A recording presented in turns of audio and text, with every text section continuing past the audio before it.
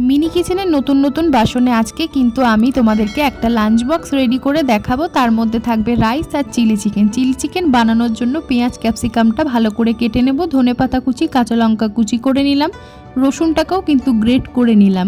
এইবার চিকেনটা ছোট ছোট পিস করে নিলাম। চিকেনটা ধুয়ে ভালো করে ম্যারিনেট করার জন্য দিয়ে দিচ্ছি লেবু, দিয়ে দেবো গোলমরিচের গুঁড়ো, স্বাদ মতো নুন, কাশ্মীরি রেড চিলি পাউডার আর কর্নফ্লাওয়ার দিয়ে ভালো করে ম্যারিনেট করে নেওয়ার পর কড়াই সাদা তেল দিয়ে আমি কিন্তু চিকেনগুলো হালকা আঁচে ভেজে নেব। এইবার অন্য একটা প্যানের মধ্যে দিয়ে দিলাম পেঁয়াজ, ক্যাপসিকাম, আদা রসুন বাটা, গোলমরিচের গুঁড়ো দিয়ে দিলাম লঙ্কা গুঁড়ো, চিনি, স্বাদ মতো নুন। এবার সস দিলাম, chilli sauce, tomato sauce, soya sauce দিলাম, সামান্য একটুখানি ধনেপাতা দিয়ে চিকেনগুলো দিয়ে দিলাম। এবার কর্নফ্লাওয়ার গুলে কিন্তু চিলি চিকেনের মধ্যে দিয়ে দিলাম।